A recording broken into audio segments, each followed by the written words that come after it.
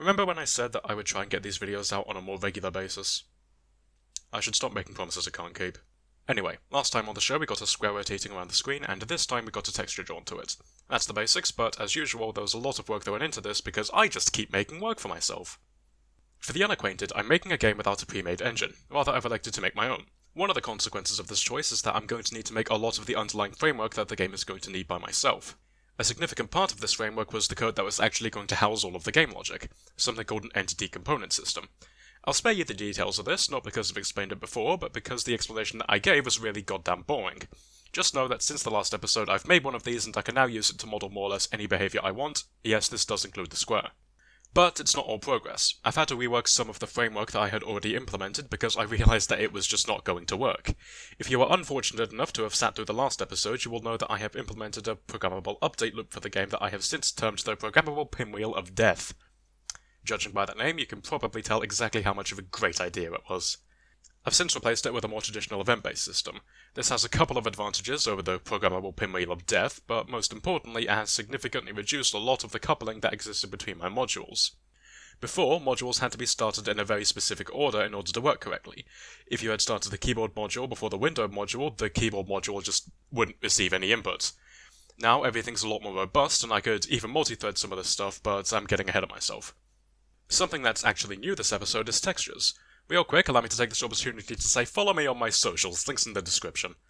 Textures took me a while to do, partially because I went through about 4 goddamn image libraries before I found one I liked, and partially because I didn't just want to load an image from a disk. Now, you see, that would be too easy, that would be too simple. Instead, I opted for an entire content management system, but I had good reason for doing this outside of my own masochism. There are a lot of different ways that a texture can be used in a game, and there's a lot of metadata that goes along with this. I'm not a fan of hard-coding all of this metadata into the game, as that's rarely the way to do anything, but I'm going to need to store it somewhere, and making my own proprietary image format is a bit overkill even for me. Instead, I'm storing all of this data in an XML file, and using that whenever I load textures. The only thing that's going to be hard-coded into the game are going to be the names of the textures. These will match up to entries in the XML file that detail where the texture is located and how to load it. I think that this is a very versatile way of doing things, as you can change what content is loaded without having to alter a single line of code. This also isn't limited to just textures. In the future I can do any content loading I want like this, and I can imagine it leading to some very creative user-generated content in the future. For now, however, I'm just going to use this for textures, as that's all the content loading I have going on. So, where does this leave us? I still have some work to do on texture loading. Specifically, I want to implement the ability to have multiple textures contained within a single image. This is known as texture atlasing, and it's a fairly common practice in video games, as it can both save on memory and improve frame rates. I also need to implement depth, as all of the textures right now are being drawn at the same Z value, and if any of them were to overlap, we would have no way of knowing or controlling which one appears on top. This can lead to something called Z-fighting, which is particularly hideous and not at all desirable. Transparency and translucency are on the list of things to do, however they're not a priority because first I want to get something resembling a game, and that at the very least requires mouse input to be implemented. After that I'm going to start work on the minimum viable product, and when I say minimum, I mean it. I've had a lot of trouble putting out videos lately, not because I haven't been doing anything, but because what I have been doing has all been under the hood and not at all visible in the final product, so it's difficult to demonstrate. I initially envisioned this series to be something like the Fun Friday Facts vlog that Factorio's developers run. But while Fun Friday Facts is a nice 2-minute read produced by several people, my series is a 5 to 6 minute slog that consists mostly of me trying to fill time. Fun Friday Facts also started midway through Factorio's development, and the developers almost always had something to show for their work, or at the very least some interesting insight into where development is. The stuff I'm working on is rather technical, and while I certainly enjoy that technicality, I realise that it's not what the average viewer wants to watch, especially when I'm so bad at explaining what I've actually done.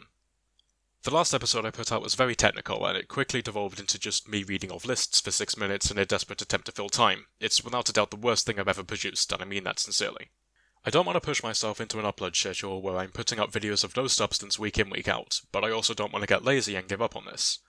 This channel was started as a way for me to keep myself accountable to something, because I have a habit of getting halfway through a project, realising I don't like how I've done things, then tearing it all down and starting again.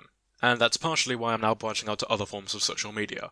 Now, I realise this sounds like a shameless plug, and it is, but hear me out. I'm not a big fan of social media. I tend to avoid it for the most part because I just don't like talking to other people.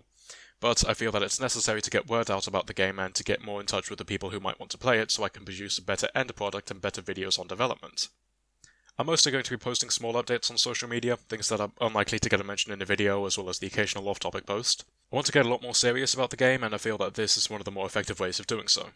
I'm on the mainstream platforms I find the least repulsive, as well as some alternative media platforms that I'd like to support.